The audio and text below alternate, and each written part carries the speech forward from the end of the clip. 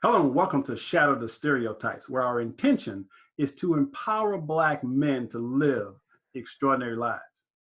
You see, there's never been a shortage of Black male role models. There's only been a lack of exposure of those role models. So the intention here is to showcase and highlight ordinary men who are doing extraordinary things.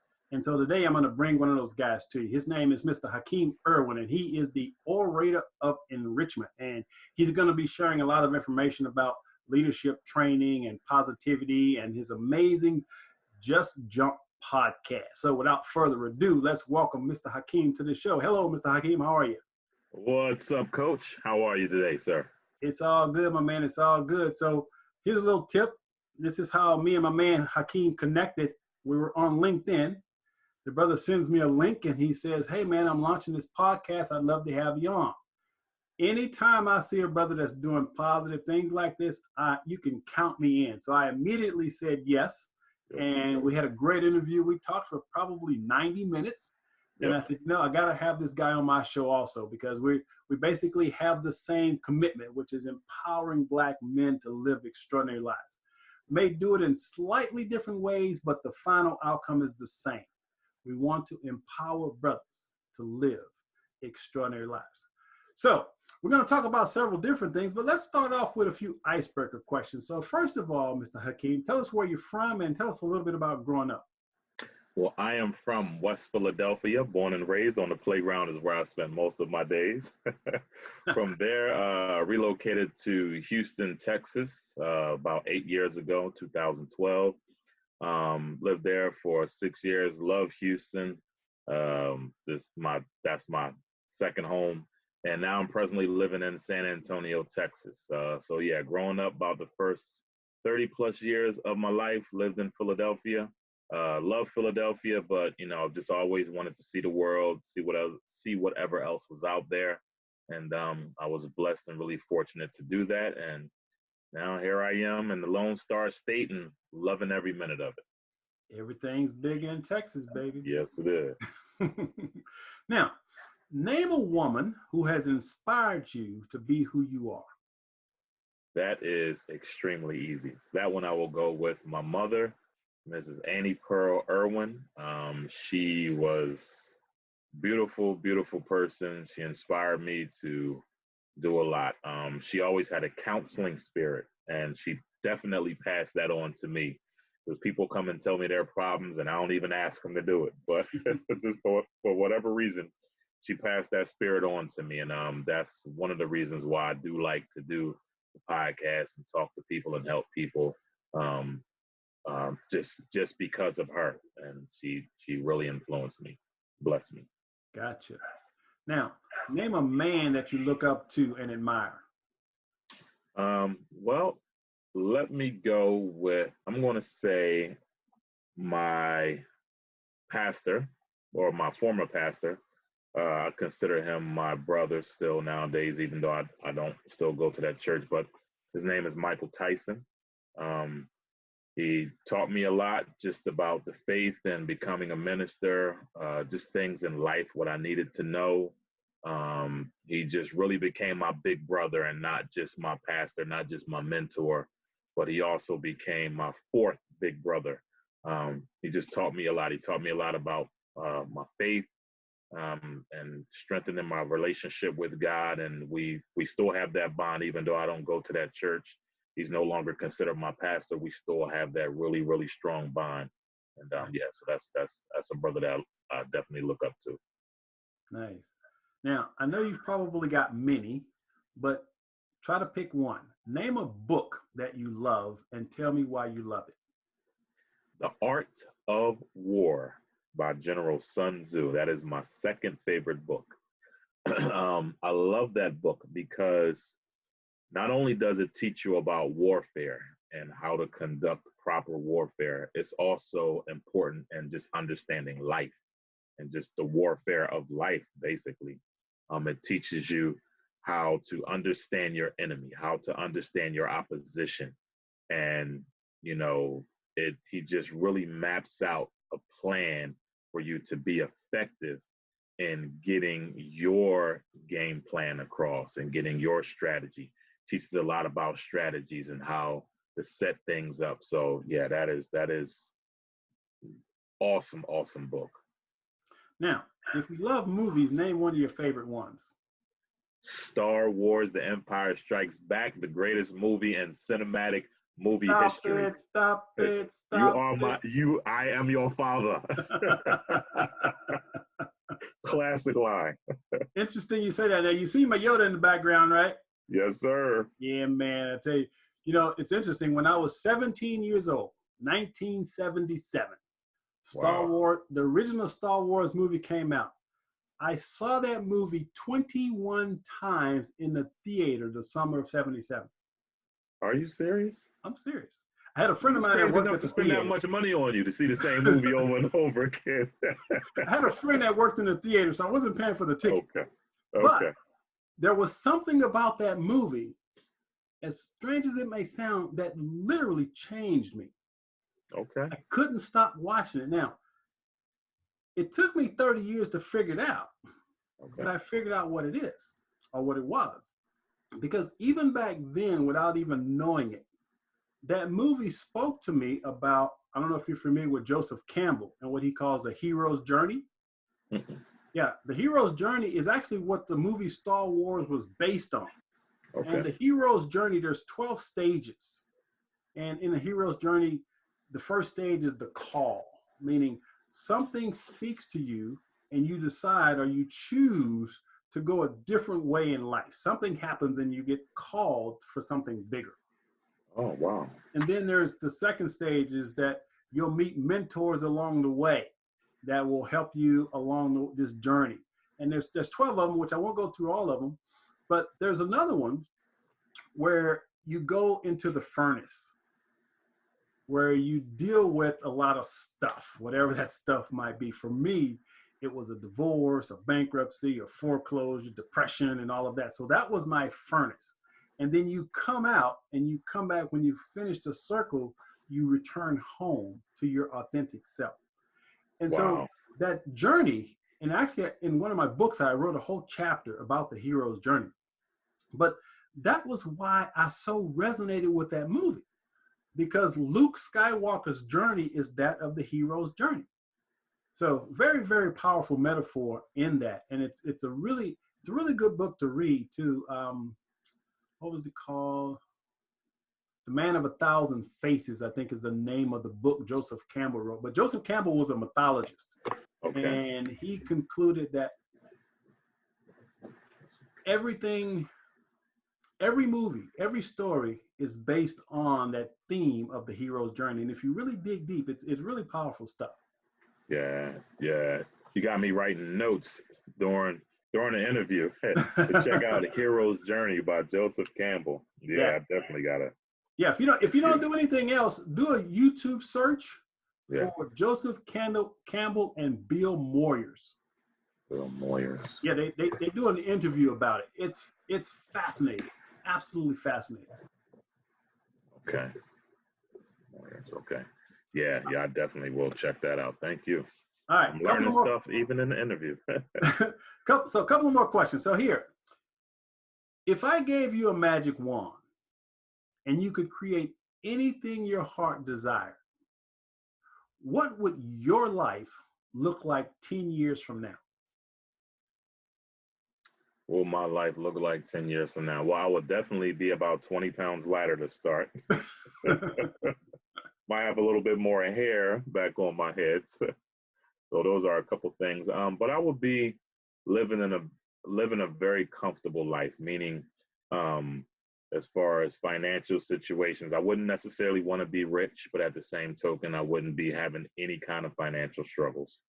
I would be free to do whatever I wanted to do as far as my career-wise. So career-wise, I would be speaking all over the world.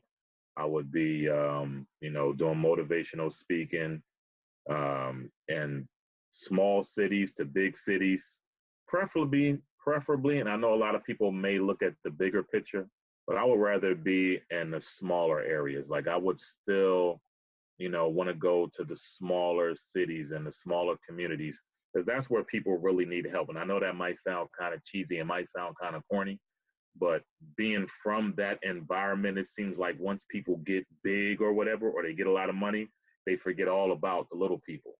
So if I had the capability to have things the way that I want, I would still cater or really emphasize on, smaller communities, the, less fortunate, or, things of that nature. So yeah, that's what I would see myself 10 years from now, living comfortably, but still an advocate and an activist for people that don't really have a big voice. Nice, nice. Now, there are some people who are optimistic about the future, while others are somewhat pessimistic about the future. So, where do you fall on the spectrum between optimism and pessimism for the future in general? Um, I would say I'm in the middle, to be honest, because as much optimism as I want to have for humanity, just looking at the way things are going and not seeming to get better, it's kind of hard to have hope in humanity, so which is one of the reasons why I'm so strong, or try to be so strong in my faith and in my relationship.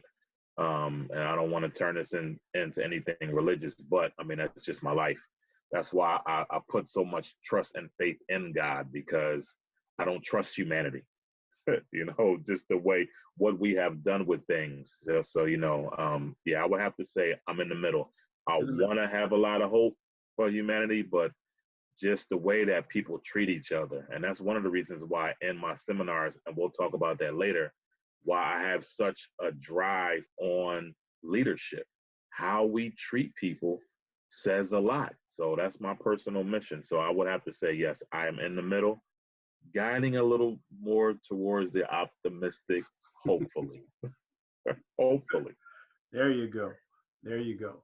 Now I want to give you an opportunity to introduce Hakim the professional. So tell the audience a little bit about what you do. All right.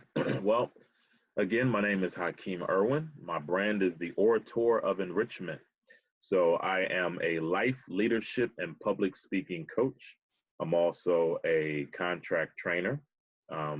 So I have the fortunate blessing to be able to travel the country, speaking to people on the importance of leadership and good leadership. I talk a lot about dealing with difficult people and difficult employee behavior. I also do life coaching. I call it being a personal pastor. A lot of people are not into church, or, they still want a relationship with God. They just don't trust church or anything like that, but they want that spiritual guidance for their life. So I help people with that. And a lot of well, not a lot, but basically the majority of my life coaching is based on scripture, is based on biblical scripture, to help people along those lines. Leadership, like I said, I'm 100% all about leadership, just about helping people become better leaders. And public speaking, I've always been into public speaking. And I'll just throw this in real quick, because for about the first 30 plus years of my life, I suffered from a speech impediment. So once I was blessed and fortunate to be able to overcome that, I basically never wanted to shut up. so, so I'm all about using my voice now to be a blessing to other people. So I want to be able to help people with public speaking. Public speaking is the number one fear of people in the entire world. It's called glossophobia. And I want to be able to help people overcome their struggles with that. So public speaking coaching is a big part of what I do. And then another thing, I'm also the host and creator of the Just Jump podcast. Started that last spring in 2019. And the Just Jump podcast, it was actually named by my wife. She renamed it. I was originally going to call it The Dream Show with Hakim, or Hakim The Dream Show. I thought it sounded cool. But she was like, no, you should call it Just Jump, because what you're doing is you're encouraging people to take that leap of faith, to just jump into what they want to do with their lives.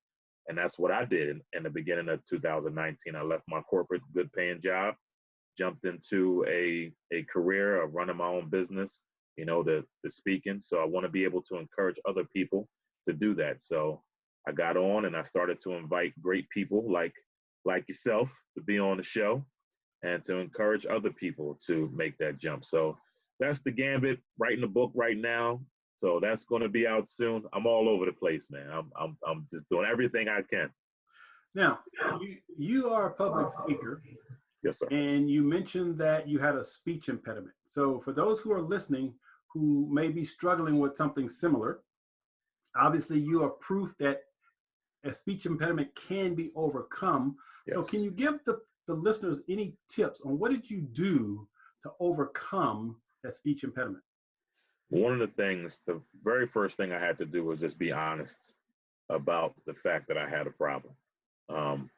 Because for years, what a lot of us try to do is we learn little coping mechanisms. So I learned some things to do using fill-in words. Well, you know, just little things that will kind of mask it. And I just had to just open up and just, you know, say, look, I need help.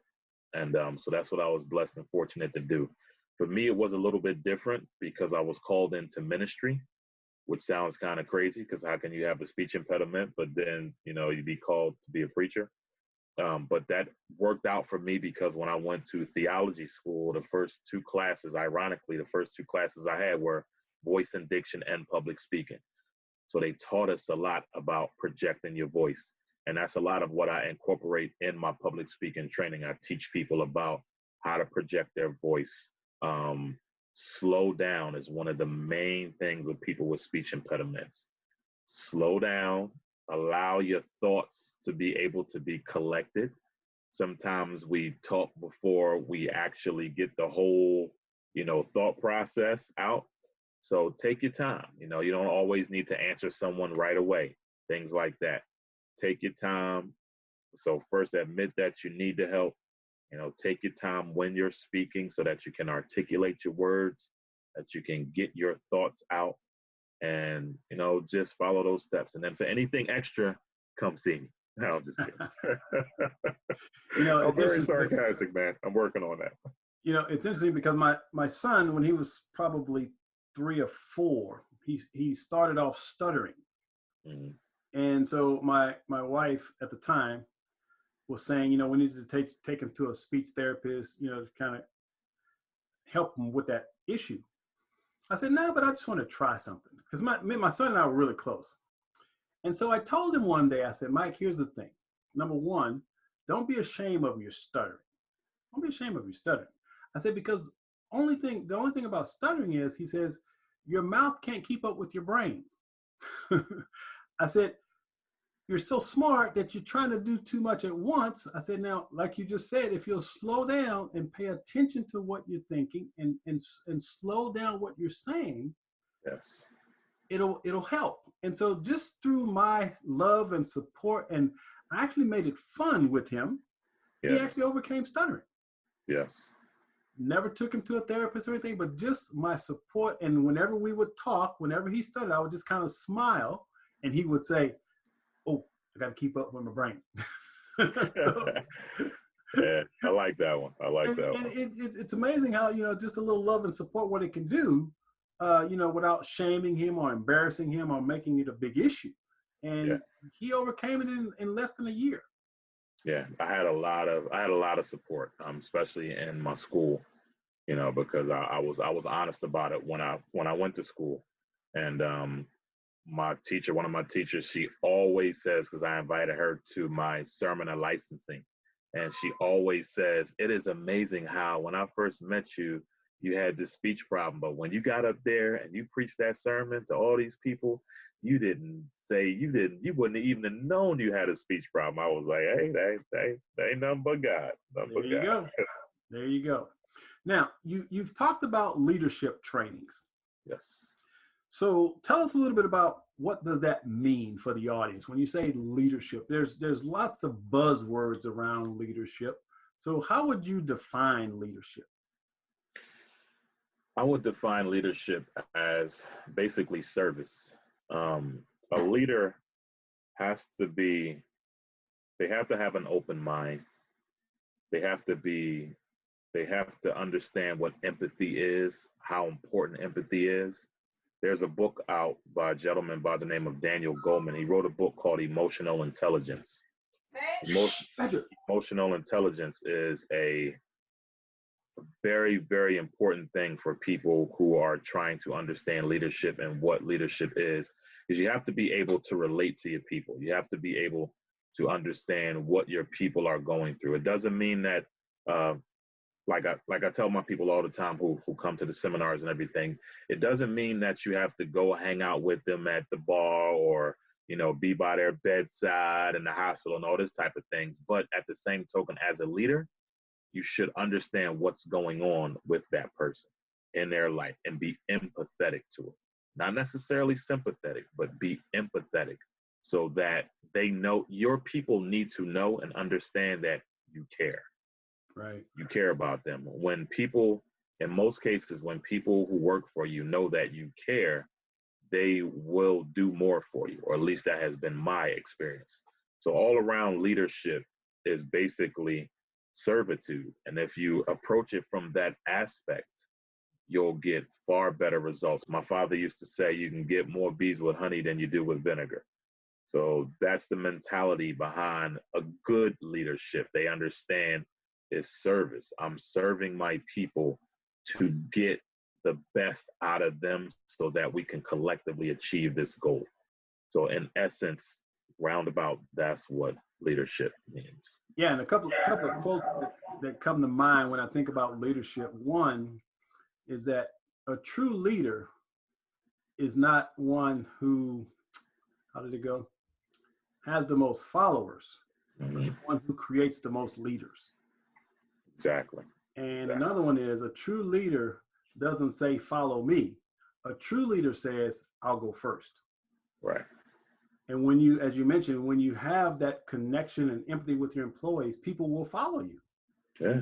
You can lead, but you have to be willing to go first. Right. And one more quick thing with leadership also is just to be pleasant. I think a lot of people, they don't even look at something as simple as that. A leader should at least be consistently pleasant. And what I mean by consistently pleasant is speak to your people every day. Make it a habit of saying, hey, how are you? How's it going today? No matter what the weather is outside, no matter what's going on with you, make an attempt to be consistently pleasant, because as a leader, you set the tone for the environment, for your team. So if you're having a bad day, a lot of times that's going to leak over to your environment, to your people. So, we're humans, we have bad days. I get that. But as a leader, you have to be conscious of being pleasant consistently. Yeah. And here's, I wrote a book called The New Face of Entrepreneurship, An Entrepreneur's Guide to Joy, Passion, and Profits.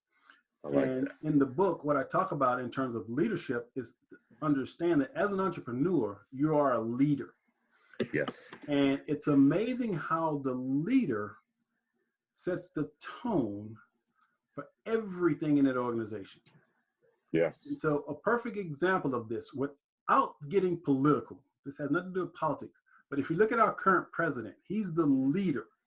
Right. But when you look at what's happening below him and all the people that have been convicted of crimes and so forth, again, and I'm not being in judgment of him, this is just a fact. When you look at how he's leading, you should understand that it's not about, or he has not grasped the concept of leadership. Right. So he's running the largest corporation in the world, which is the US government. And interestingly enough, right now, it feels pretty chaotic in this country. I think most people would agree. Right. Well, I will assert that a lot of that is because the leader, if you will, is not leading. Right. And so we have to be willing to be great leaders, because anyone below us, if you will, be it family, be it employees, follow our lead. So we set the tone, we set the pace for everything as leaders. Right. Yeah. So now there's a lot of buzzword. There's a buzzword in training that you hear a lot about today is diversity and inclusion. Now, again, I happen to be an optimist. That's just the lens through which I see the world. But this buzzword, this diversity and inclusion seems to be all over the place. Are you involved in any of those types of trainings? I am actually in the development stages of some diversity and inclusion because twofold. Um, from being able to go all over this country in some cities that I thought that I would never even be welcome in, looking like I look, obviously. But I've seen so many leaders because most of my classes, because I deal with leadership and management, I deal with supervisors, managers, CEOs, directors, people that are in positions of leadership. And so I deal with them on a frequent basis. But because I am who I am, I see not too many people who look like me in these places. So it just led me on this quest of really trying to understand what diversity and inclusion means. So what I've found out so far is that's like a duct tape kind of answer to some things because the employee workforce, some of that may be diverse, but the leadership in these places is not diverse. It's the same people in positions of leadership or the people that look the same. So what I begin to start understanding is I need to be able with my leadership training is to teach people about starting your own table, having your own table, instead of waiting to be invited to someone else's table when they feel like exercising their diversity and inclusion, rules and things of that nature. So yeah, so I'm in the development stages of developing just an understanding of developing your own table, because that's the only way that we're really truly going to have diversity and inclusion. Yeah. Yeah. Now, do you remember the situation where the two brothers were in Starbucks and they got arrested for being in Starbucks? And Yeah, then I think that happened on the East Coast somewhere. I started to say Philly. I thought it happened in Philly, but yeah, could have been Philly or Pittsburgh or somewhere over there. I remember that. But you remember when Starbucks actually shut down their company to do a diversity or actually what they call the bias training?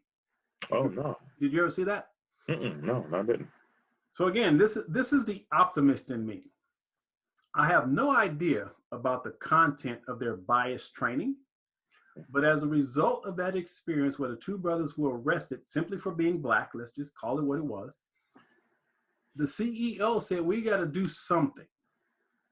Now, I personally think the fact that he was willing to shut his company down for almost a day to have a conversation Good. about bias is a positive thing. Yeah, definitely. That is a really positive thing. Did it help? Did it work? I have no idea. But once again, the optimist in me says a company that size that's willing to take a stand for bringing awareness to this issue of bias. And I liked how they said that because I personally think that racist and racism is an overused word that has lost its meaning. Right. But when you talk about bias, as human beings, we all have biases. Right. Yes, we do. And we have to be willing to look at those biases if we want to change society. And it begins with each individual being willing to look at themselves, which is really difficult to do. But once again, for a corporation the size of Starbucks, I agree, to make that move, I thought that was really, really powerful. Now, with that being said, there are some people who would assert that we live in a racist society. I have my opinions. I'd like to get your opinion on that particular statement. America as a whole, do you feel is a racist society? Now, I'm taking a pause because a lot of that is so based on people's personal experiences of course, we hear so much about the negativity or the dark side of it, but we don't often hear about the positives. Um, because as a black man, see, I can jump on the bandwagon about, police brutality and all these type of things, but my personal experience with police has been overall positive. I've had, I remember a couple years ago in Houston, my car stopped on me. Police officer came right behind me, big white guy, right? He actually pushed my car off the side of the road, was real helpful, the whole 9 yards. So there has been times when I have been helped basically by Caucasian officers. So I can't really say from experience that I've had that negativity, but I was also taught to be respectful when a police officer pull you over. Have my ID out, not get all smart and all that kind of stuff to agitate, like the situation. So I can't really speak on people's negative experiences. I can only speak on mine. So overall, yes, I have seen some elements of racism, bias, all of that, because it is obviously there. But from personal experience, I have not experienced a lot of it, or at least blatantly. And like I said, I do trainings all over this country. Now, I've felt some uncomfortability, whereas I've went to some places and my entire audience were, older white men, young white men, white women, nobody who looks like me. And I've had the feeling of, oh, what is this black guy going to teach me about leadership? I felt that, right? It didn't verbally come out, but I felt that because I saw them being kind of standoffish. But I don't worry about that. I go do what I know I'm gifted to do. And by the end of the seminar, I've had the most racist looking, as far as perception wise, older white man come up to me and shake my hand like, man, that was awesome. You are good. Yeah, blah, blah, blah. So if you look at it from a victim standpoint, that's all you're going to see. I choose not to look at it from that victim standpoint. So I'm able to do what I'm able to do. So in the extra long version to answer your question, I think there are elements that are obviously definitely there. And yes, we have to do better. But yeah, it's kind of 50-50. It's how you choose to look at it. Yeah. I'll say that. How do you choose to look at it? It's interesting because I'm a child of the 60s, and I remember segregation very well. And it's interesting because it's like I was blessed with what I'll call a very sensitive racial immune system. And here's what I mean by that. You have the best. Brought up in an all black environment, poor, poverty-stricken environment. Right. But I never saw being black as a disadvantage. Exactly. I never saw or never believed that anyone could keep me from doing anything that I wanted to do. Yes. Yes. When I was in probably 4th grade, maybe, my first crush was on this little white girl. And I'll never forget, her name was Marilyn. Never forget Marilyn. And so we had our little secret meetings, if you will, because back then you didn't want to get caught, with the white girl. Even as a kid, well, we would sneak around and hide and hang out and talk and just had a wonderful time. Love Marilyn. And so there's a part of me that have always known that all human beings are the same. And all of my life, I've had that belief. I've never felt different. I've never felt less than.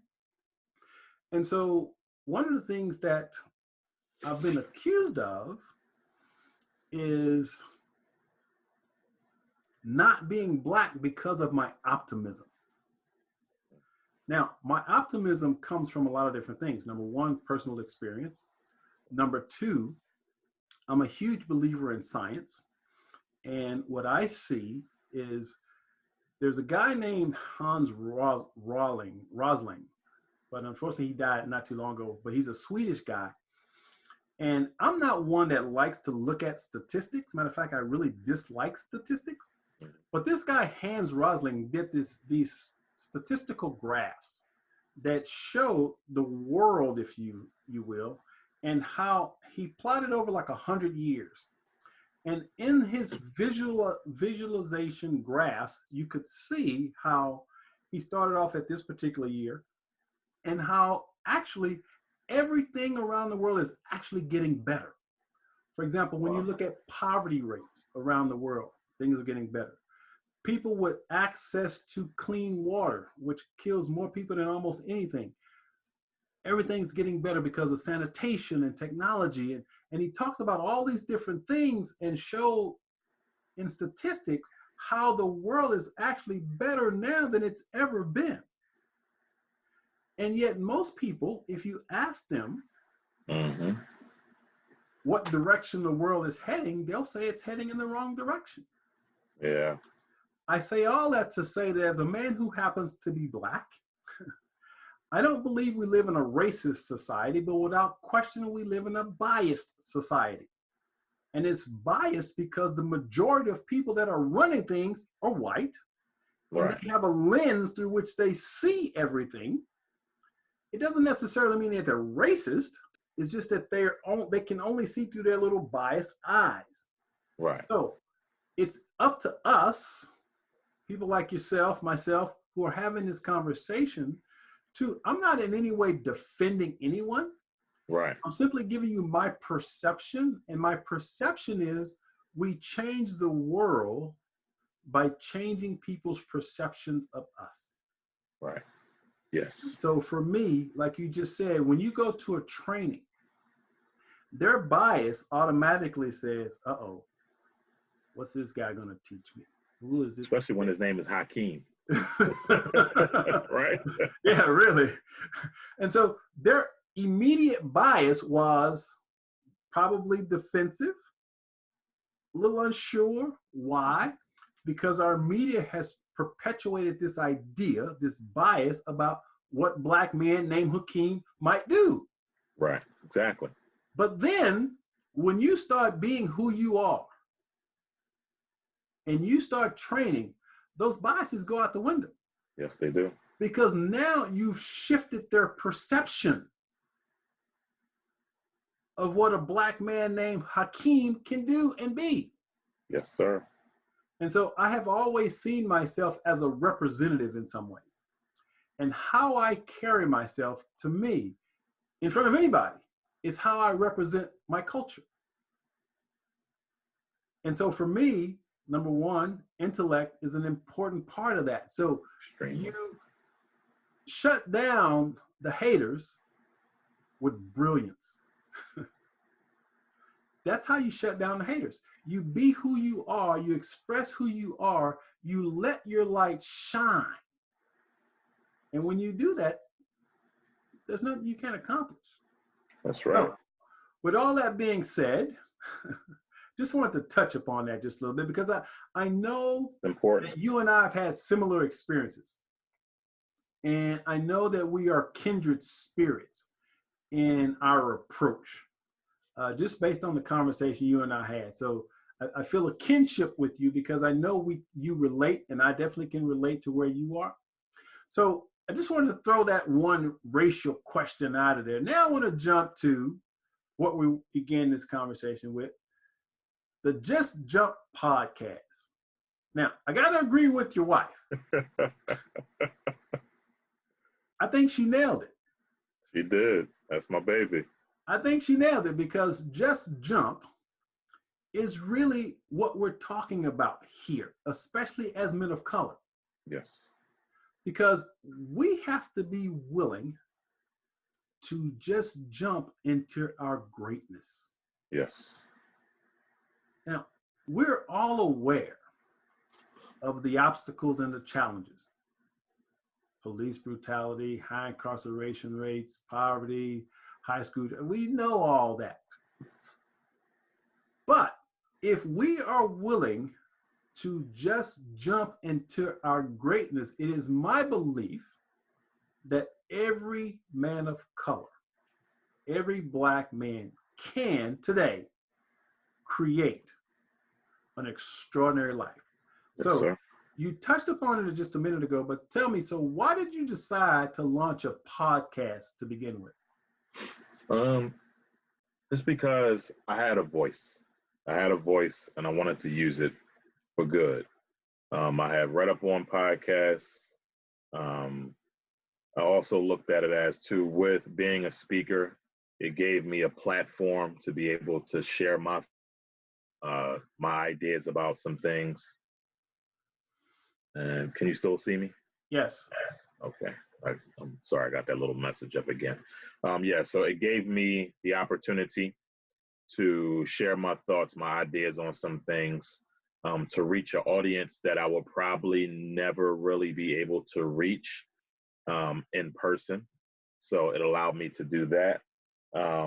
And that was the main gist of it, just being able to reach people who I wouldn't normally be able to reach this with technology, utilizing technology that we have available to us. And I'm glad I did. I mean, because I'm reaching people in China and countries and cities I've never even heard of before. So if you have a message, just jump with the message. Yeah, absolutely. And you've touched upon something that I talk about a lot about, because technology and information are the great equalizers of our society today. Right. Obviously, there was a time when we didn't have access to information or technology. But today, 2020, anyone has access to Yep. technology and information. And the amazing thing is, for little or no cost, as you mentioned, I can share a message around the globe. 20 years ago, that wouldn't have even been imaginable that something Yes, like this sir. could occur. So once again, another reason for my optimism. Technology and information are laying the playing field. It's just a matter of how many of us, especially as Black men, are willing to just jump and have our voices be heard. Right. How many of us are willing to start a platform where we empower each other? That's the reason why I agreed to do your podcast, because you did just that. You decided to create a platform to make a difference. And I definitely wanted to hang out with brothers that are doing just that. So what was your greatest fear when you decided you wanted to launch a podcast? What scared That's a good question, Coach. I never really I guess okay, yeah. My greatest fear was the fact that it wasn't going to be heard, honestly. I felt because I had tried some things in the past. And, when you start anything, it's always, well, who's going to hear it? I really want to reach people, but what if only 5 people listen or something like that? You know what I'm saying? So that was my greatest fear. My greatest fear was that I could do all of this work and I have all of these great ideas and I really want to make this impact and do something positive, but guess what? Nobody's going to listen to it. You know what I mean? So that was my greatest fear. you? Yeah. When I first started doing radio, probably 12 years or so ago, I had a good friend of mine who was a therapist, and we were guests on a show here in Houston. And the response was so amazing, they asked us if we would do a show. Awesome. And I said, yeah, let's do a show. So me and my buddy, we decided we were going to do this show. Well, I had written a book called A New Conversation with Men. And he and I both talk a lot about men's work and the changing roles of masculinity. So I said, man, that'd be a great title for the show, A New Conversation with Men. And he agreed. Like that. And so about 4 days before we were set to launch the show, he decided he didn't want to do it. Wow. And let me tell you, I was freaking out. I was like, okay, so do I need to cancel this thing? What am I going to do? And I said, no, I'm committed. I'm going to make this happen. Now, I was on a public radio station where I had to run my own keyboards. I had to learn how to do the keyboard and run it. And Yep. I had my wife on the phones, answering the phones.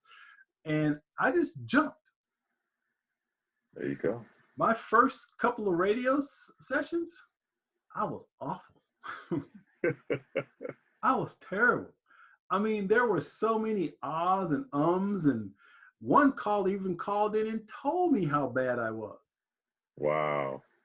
But guess what? I just jumped. And I kept at it. I kept at it. I kept getting better at it. I kept getting better at it. I kept getting better at it. And before you knew it, I was killing it. Yeah. And now it's a passion. It's something that's just a part of me. And I mean, I can do this in my sleep because I love doing it so much. But the point is, sometimes we have to move through the fear. Right. And it is our own fears that's keeping us from jumping.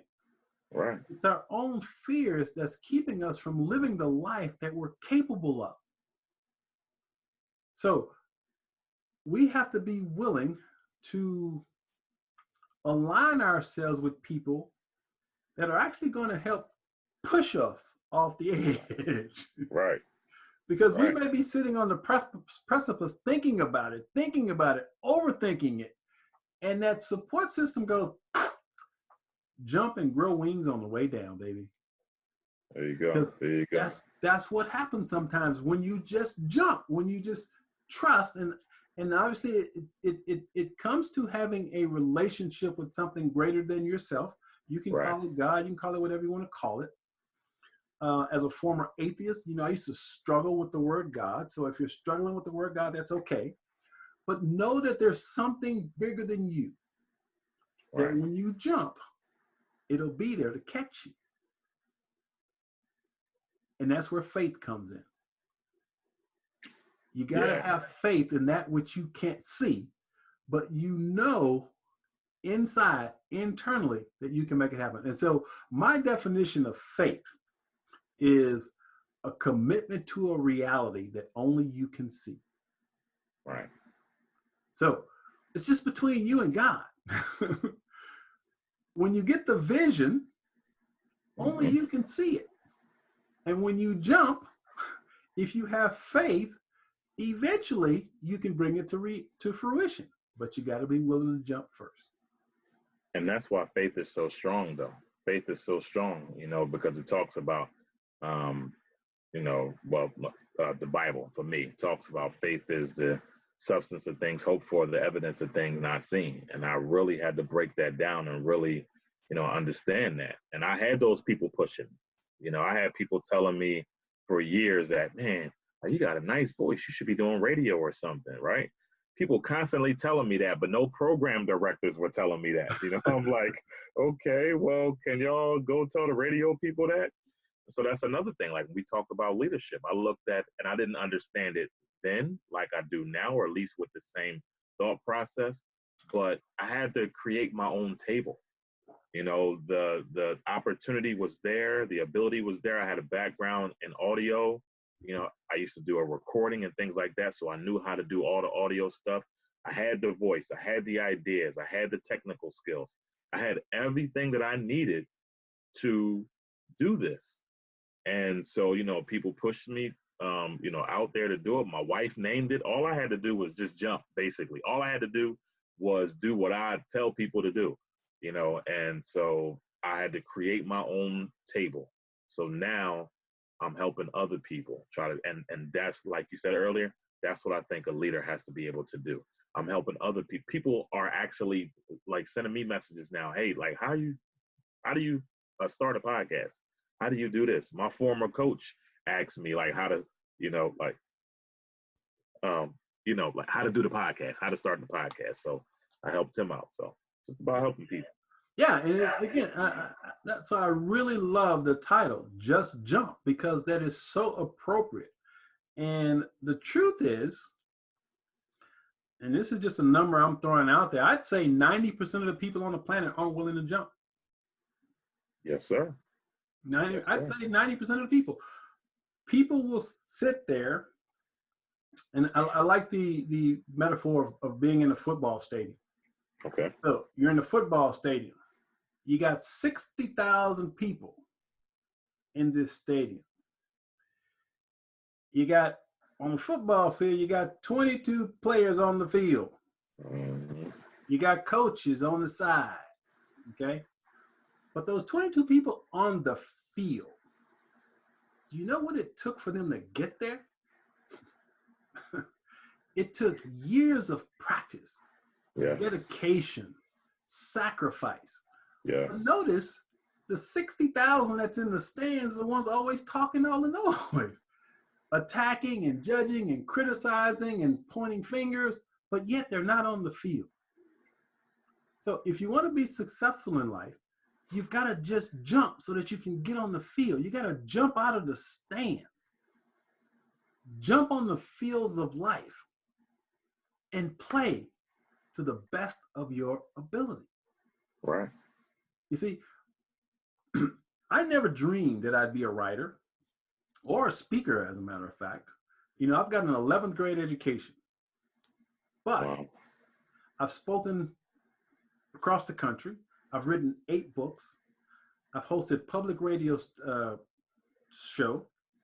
I've done podcasts. I do podcasts. Like yourself, I've done podcasts where I've got people listening to me in China and, you know, Right. last time I looked on my thing, it's like 8 different countries.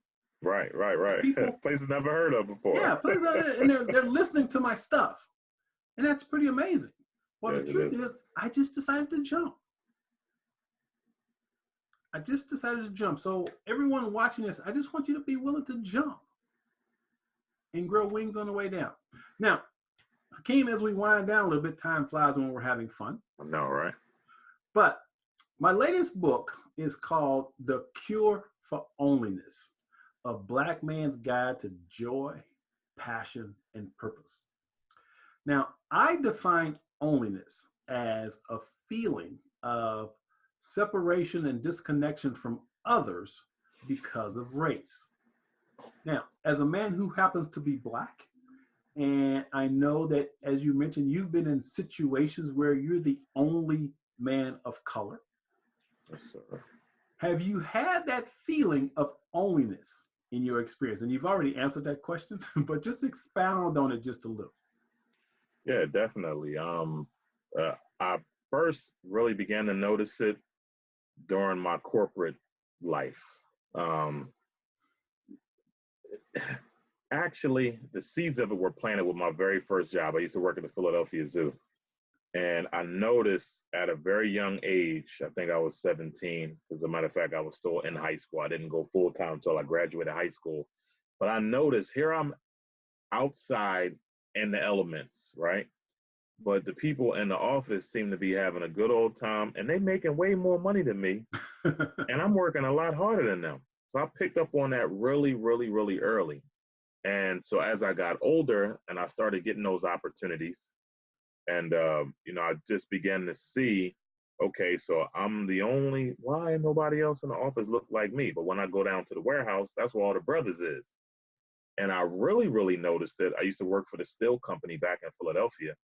And so I handled all the inventory in Philadelphia, Pittsburgh, Devens, Massachusetts, and I think we did the sales office in New York and Cleveland, Ohio. So they sent me to these different cities so I could learn their inventory, meet some of their people. Even when I got to those cities, I was the only brother in the office. And when I went down to the warehouse, that's where all the brothers was. So that experience I really felt that onlyness then. Because I'm like, man, this is crazy. I'm even going to different cities and I'm still the only brother. And it's like, if I can do it, y'all can do it too. You know what I'm saying? I'm not no genius or anything like that. I want better. It's like, you know what I'm saying? I want better. So yeah, I felt that onlyness, and it still tries to creep up every now and then, when I go to different cities and I see I'm still the only brother. And sometimes I can see when I'm in those classes and there is a brother there, their face is like glowing the whole class. They're like, yeah, I got another brother here and he's actually teaching the class. So I'm not by myself. and most of them hang around afterwards and we talk about it and stuff like that. So yeah, it is a very, very subtle but really profound topic that I think needs more addressing. So I'm extra glad that you are touching on it, because we need to talk about this a lot more. Absolutely, because I know for me, I was born in Corpus Christi, Texas, coast of Texas, right? And I love to surf. I was really good at it. Now, when I say love to surf, Corpus Christi doesn't have really big waves, but Right. I could surf. Right. And I won trophies riding skateboards, something that I was really passionate about. And in high school, I had friends in all, cliques. You know how you have different cliques in high school. You got the rich people clique. We had what we called the kickers, which were the cowboys, and we had what was called the jellies. The jellies were the surfers. Okay. Then we had the brothers that hung out, different. So we had all these different cliques, and I could easily go to any clique. I had friends in all those cliques. But whenever I'd go hang out with the brothers, they always accused me or called me white boy because I surfed. And I would say, hey, I don't care what you guys think. I love to surf. Right. Does it make me not black because I like to surf? No, I just like to surf. And so the point of the book is to challenge men of color to recognize that we have to define what black means to us individually. Don't put yourself in a box that says black people are only supposed to do X, Y, Z. I've never thought that way. Right. I've always said, what do I want? What am I willing to do to get it? Plain and simple. And this conversation is important to have because I know that all of my life, when I was 22 years old, I became the youngest manager in the history of this particular building supply company. And it did happen to have another black manager. He was the first back in the 70s, I think. And he was getting old and retiring. So I ended up being the only black manager there out of like 90 stores. Wow. So I go to these, managers meetings every year, and I was young and black, but it wasn't an issue in the company. Right. But the issue was, for me, a lot of times I felt only because as I was climbing the corporate ladder and becoming more successful, my really close friends who I grew up with in high school sort of disassociated with me because they weren't willing to get out of the hood, if you will. Right. And didn't want to invest in themselves the way that I did. Right. And so there's that onlyness feeling that you want your friends to move up with you, but there comes a point where you have to say, well, they're not willing to, so I've got to let them go. Yep. Goodbye. Yeah. So, but it's something, it's difficult, when you really care about your friends and yet they're not keeping up. But it's something that, as you mentioned, we don't really talk about. Right. And so creating an environment where we have this conversation amongst ourselves that for those of us who are successful, however you define success, we still have to deal with this. Right. And the title of the book came from, there's a therapist in California. His name is Jewel Love.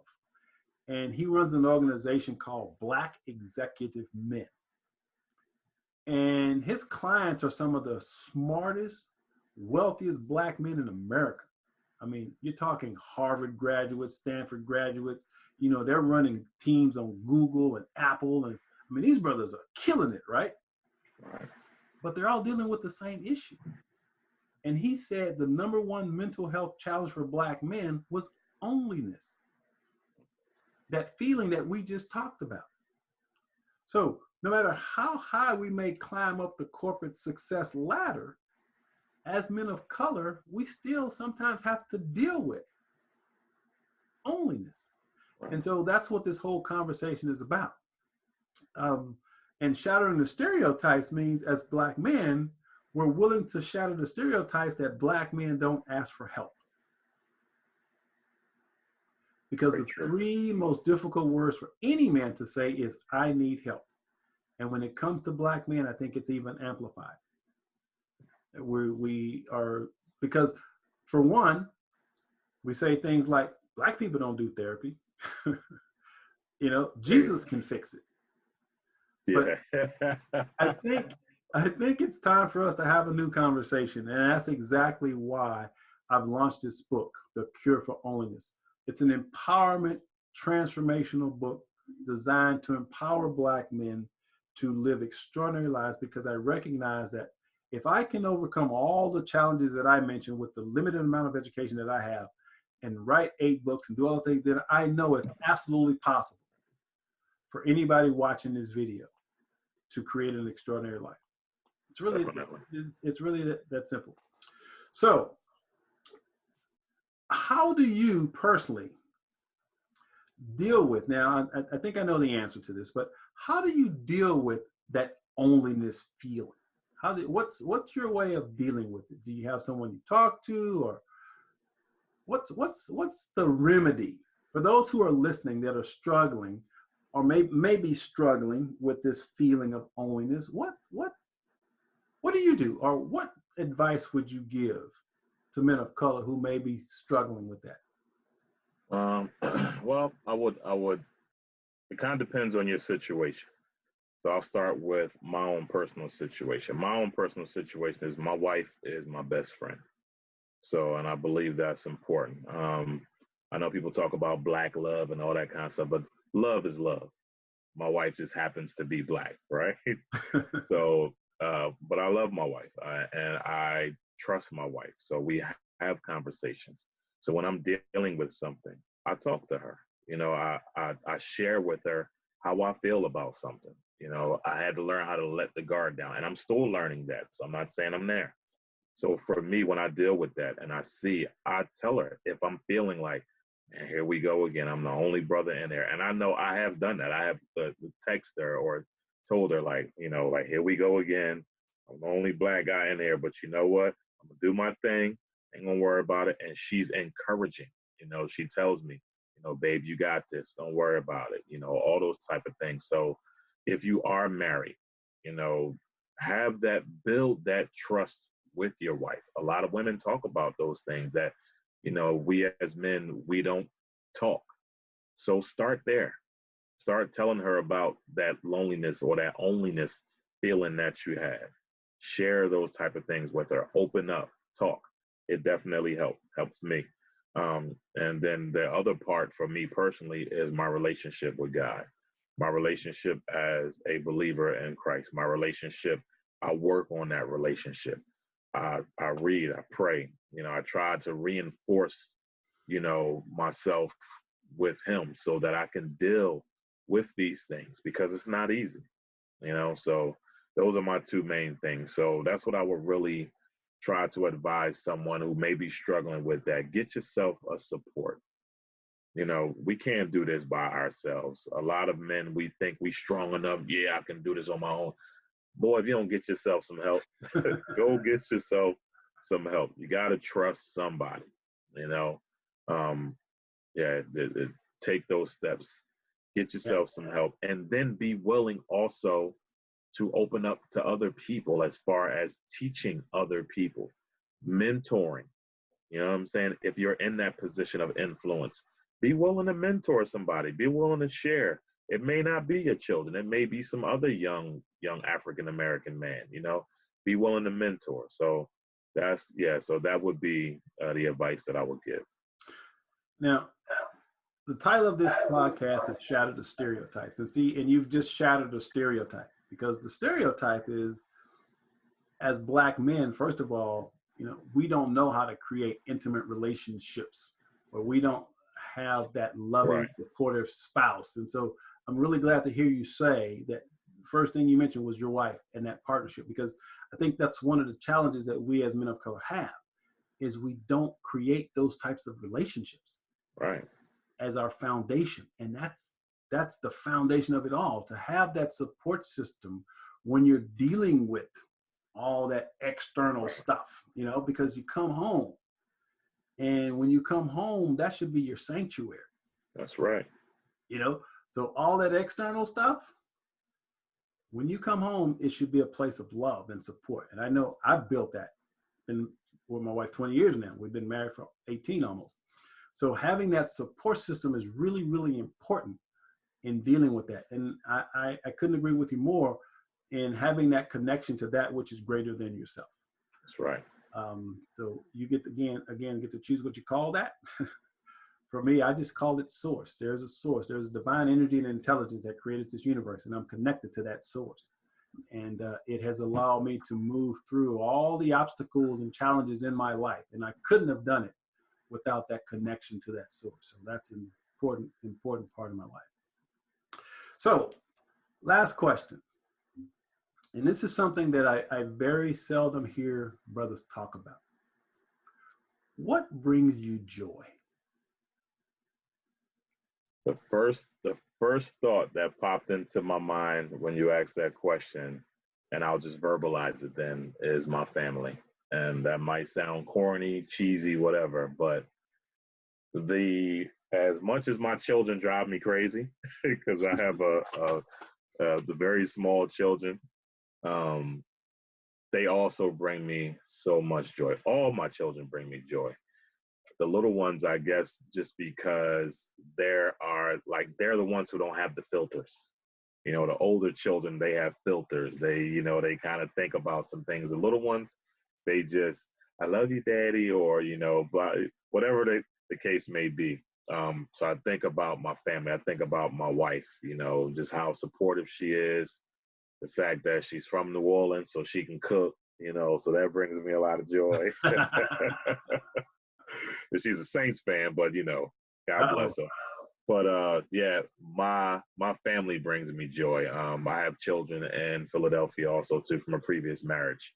Matter of fact, I was talking to my daughter before we got on the call. She checks on me quite frequently. So my children, my family, my wife, my children, all my children, that's what brings me joy. I'm able to provide for my family, take care of my family, and I see from where I came to where I'm at now. Sometimes, Coach, I just stand outside my house and I'm like, wow, God, you brought me from the ghetto in Philadelphia to this beautiful place right here. And I ain't no different or no better than anybody else, man. So anybody can do it. Anybody can have that joy. You just have to believe in yourself. You got to believe in yourself. You got to want more, and you got to just jump. That's it. That's it. So as you were speaking, I started hearing Marvin Sapp in my head. Never would have made it. Never would have made it. So that's a powerful, powerful song. So with that being said, we're going to close out. Now I want to give you an opportunity to, how can people reach you if they want to listen to your podcast or contact you? How will they do that? All right. Well, the podcast, we just loaded it up to Spotify. So the Just Jump podcast is now available on Spotify. It's available on iTunes. It's available on Stitcher. And it's also available on Google Play. And shortly, I'm also going to start loading them up to YouTube. So be on the watch out for that. But for right now, you can get the Just Jump podcast. And you can, we're on next month will be episode 18. So you can go back and listen to all 18 episodes. Check us out on Spotify, iTunes, Stitcher, and Google Play. I'm also available on Facebook, on LinkedIn. My LinkedIn is GFF Life LLC. GFF Life LLC. On Facebook is by my name, Hakim Erwin. And on Instagram is GFF Life LLC. Also the website, www.gfflife.com. So G as in George, 2 F's as in Frank, and then the word LIFE.com. Available on all of those. And spell Hakim. HAKIM, not 2 E's. HAKIM. HAKIM. And last name is with an E, ERWIN. Some people spell it with an I, so it's Hakim Erwin. HAKIM ERWIN. There you go. All right. Last but not least, I want you to share your final thoughts of wisdom with the audience, whatever comes to mind for you. Well, for me, I just have to go with what's personal and dear for me. Put God first, and everything else will fall in line. That's basically, everything else will fall in line. You put God first, The word says, seek ye first the kingdom of heaven, and all these things shall be added unto you. So I'm a firm believer in that. Put God first, and everything else will fall into place the way it's supposed to. Well, Mr. Hakim, I got to tell you, I just want to say thank you, man, for sharing your wisdom with us. Thank you. And everything happens by divine appointment. So there are no accidents in the universe. And I'm so glad that we've been brought together to share our wisdom and to do what we're doing, because the world needs us. Yes, sir. More than ever. And so for the brothers who are watching this, rest assured that it is absolutely possible. Despite what you may believe, it's possible for you to create an extraordinary life. Now, you get to define what extraordinary is, okay? So when I say extraordinary, there's 4 components that you want in an extraordinary life. Number 1, inner peace, dynamic health, great relationships, and financial abundance. When you have those 4 things, I can assure you your life can be extraordinary, but you've got to be willing to jump to make it happen. So be willing to do whatever it takes to make it happen, and we've provided some resources to support you in doing that. So again, Hakim, thank you again for shattering the stereotypes, man, and showing the world just how amazing brothers can be. We appreciate you. Thank you, Coach. It was a pleasure to be on here with you. I greatly appreciate it. Thank you. All right, so this has been another episode of Shatter the Stereotypes. Stay tuned for more empowering messages to support and empower Black men to live extraordinary lives. We'll see you next episode. Take care.